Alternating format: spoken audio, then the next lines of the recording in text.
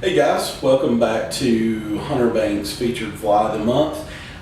This month we are going to be concentrating on bass poppers.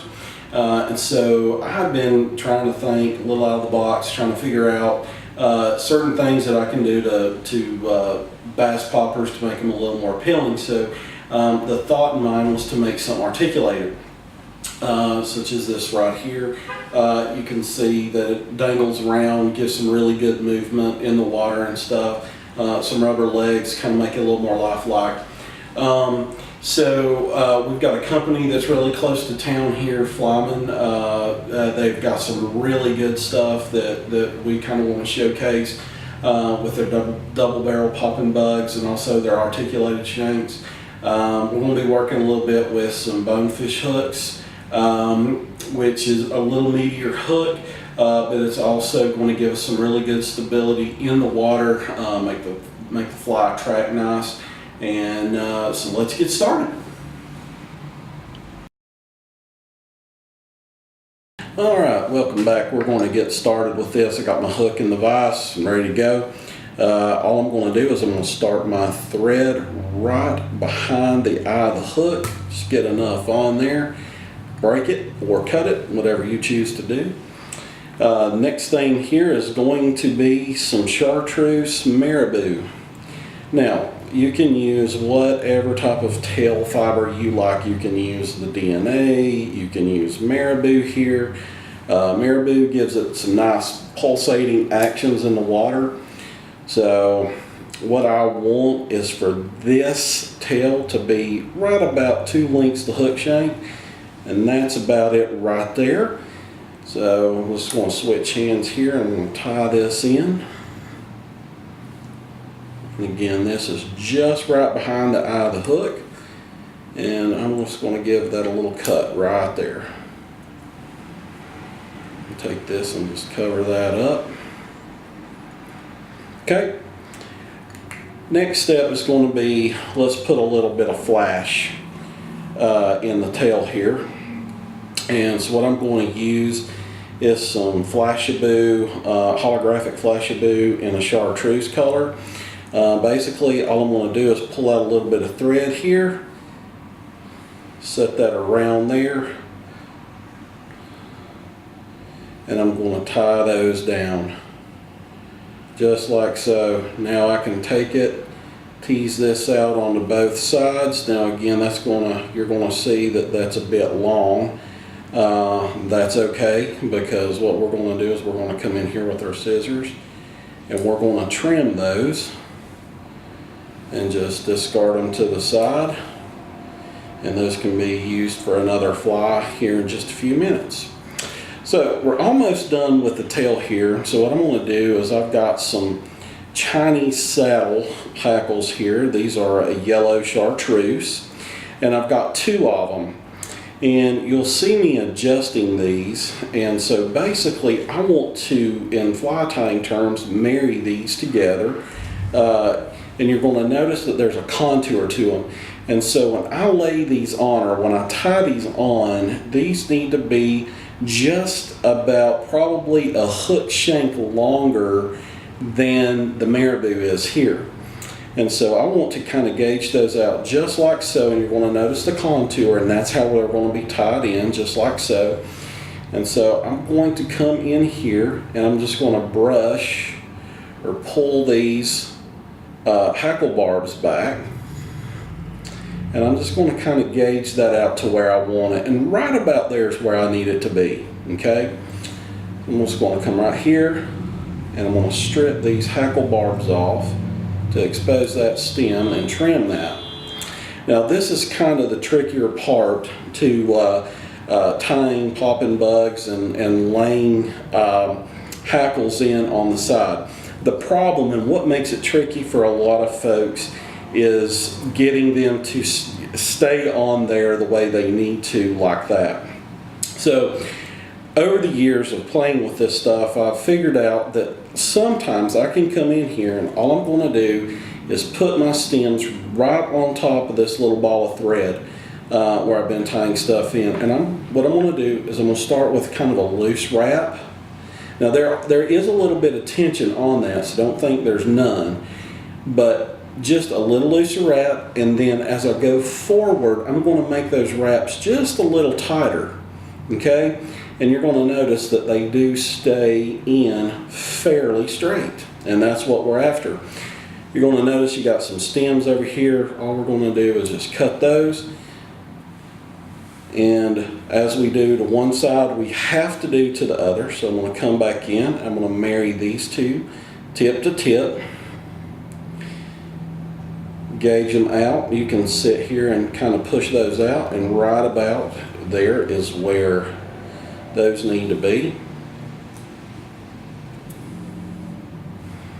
So now we're ready to do the same thing to this side. A little tighter wrap right there. There was one wanting to roll just a little bit. Little tighter wrap. There we go. And they're on. Just about the same length on both sides. I'm going to trim my stems there. Clean this head up. Now there is going to be an exposed thread ball here. So what I'm going to do is come in here with my whip finish. 4 wraps there. Come back in, just secure it. 4 or 5 wraps there.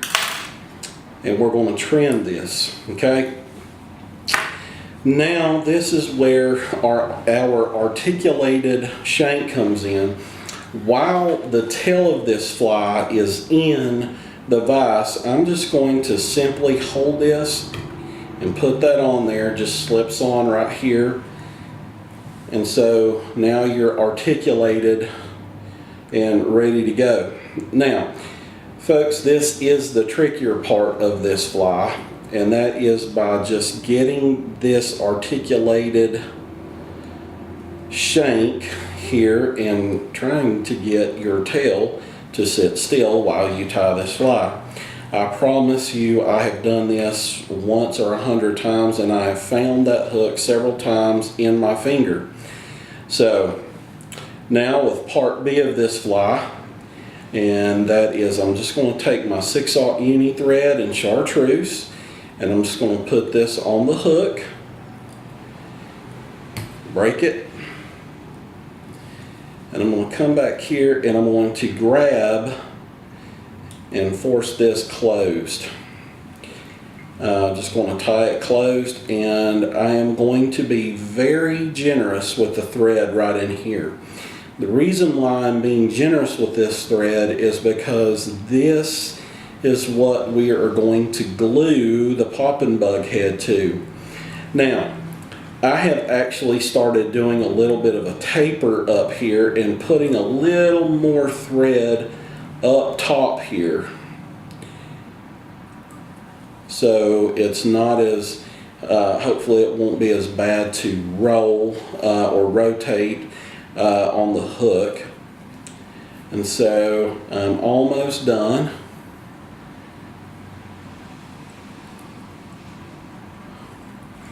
And if you look here, you can see a little bit of a taper right here up at the head, okay? So I'm going to go back to my whip finish, and I'm going to whip finish this fly, or whip finish this thread, and I'm going to cut it. Now, for this fly, you will need a couple of different things.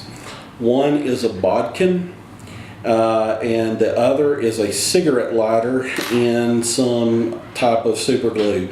Whether you like Zap-A-Gap or Gorilla Glue, it doesn't really matter to me what you use. I'm using some Zap-A-Gap. Generally, I like the thick, the CA+, just because it gives you a second to let it set. It's not, you know, you apply the glue and it's drying instantaneously. So I'm going to go to my cigarette lighter here, and I'm going to take my bodkin here, and what I'm going to do is heat this up. And you're going to notice that mine has a little bit of black residue on it. It's really not going to hurt anything, but we just want to get this nice and hot. And you're going to notice that on the Flymen popping bug bodies, on the back side of it, it has a nice little hole. And all we're going to do is be careful not to burn ourselves, and that is push this bodkin through the bottom of that, and that's going to create the hole for us to slide this on. So at this point, I'm going to take this and I'm just going to measure out about where I want my popping bug head to sit. Now, I have to say this. You will notice a lot of popping bugs out there that are on the market where the eye of the hook comes straight through the center of the popping bug head. If you can, make the hole towards the bottom of that cup on the popping bug head. What this does is when you pop the popping bug in the water, it's going to give a much better pop versus the ones that are, you know, where the eye of the hook is right through the middle of the popping bug head. So I'm just going to pull this off now.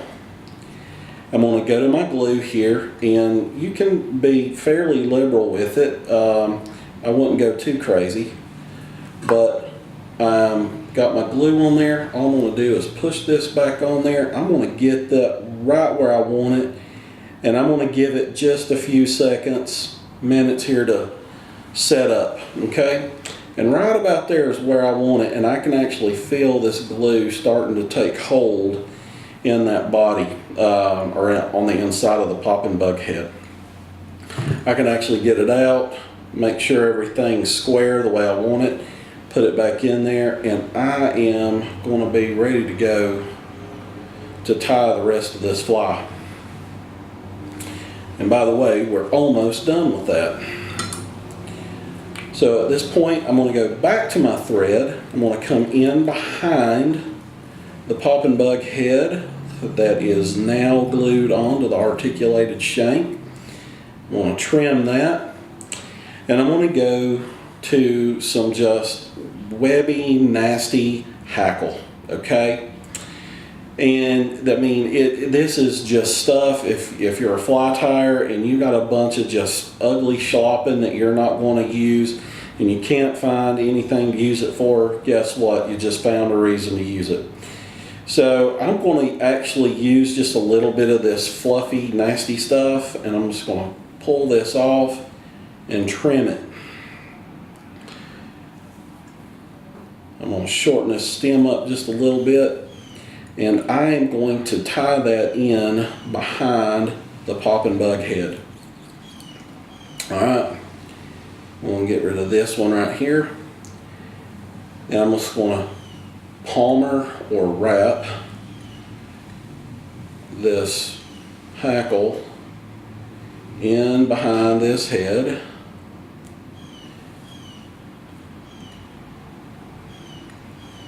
And I'm going to tie it off. I'm really more interested in this bigger, nastier stuff. The webbing there for the collar of this fly. Get rid of that. Now, at this point, we can take our hemostat, or I'm sorry, our whip finisher, and we're going to come right in here and whip finish that. We can now trim our thread. Alright, so I'm a full believer that eyes sell the fly, okay? That's on streamers, that's on popping bugs. And so Flymen has these little dragon eyes. These are 4 mil.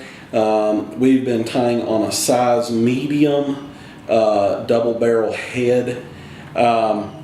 So basically what I'm going to do is I'm going to go back to my super glue to help glue these eyes in. A lot of eyes out there have the glue or the sticky on the back of them. The problem is that they always come off. And so we just need a little helping hand here. And so what I'm going to do is I'm going to take my little dab of super glue and I'm just going to drop that into the eye socket, and I'm just going to put my eye in on that side, and of course that is one side done, and so I have to do that to the other one. I'm simply going to just rotate my vise up, just a little drop of super glue in there. I'm going to get another eye here, and I'm going to drop that one in, go back to my bodkin here and just kind of set that in there. Okay, now if you are not a rubber leg fan, you just don't want rubber legs in there, you could actually be done at this point. However, I like putting rubber legs in mine. It just gives the fly a little more motion and a little more lifelikeness. And so I'm just going to take my popping bug here and just remove it from the vise. I'm going to go back to my lighter and I'm going to heat this bodkin up again.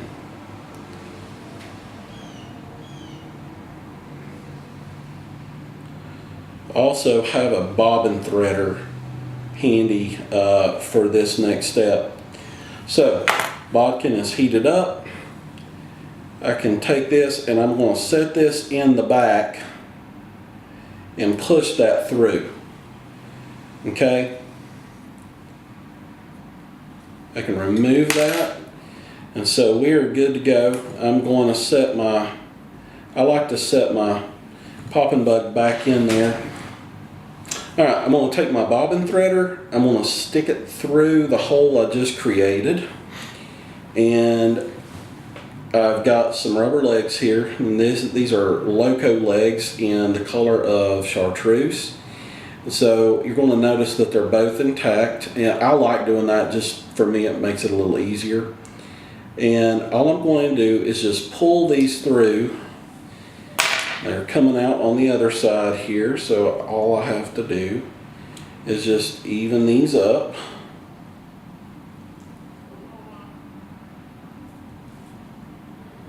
Now, if you want shorter rubber legs on them, you can totally make them a little shorter.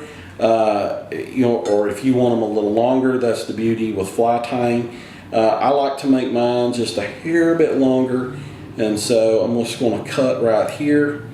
And so now we have rubber legs in the body of this popping bug, and so we are ready to go fishing with it now. You can do these in orange, you can do them in black, you can do them in white. You can also, if you want to paint them and get into the airbrushing deal, you can, get you some gesso and paint over these and do all kinds of cool color, cool colors on them, underbellies and stuff like that. So that's the nice thing about doing this stuff, is you can customize your popping bugs the way you like them. I like to keep mine fairly simple, so I can just time and go fishing with them. Hope you guys enjoyed that, and we'll be seeing you next month with another Feature Fly of the Month.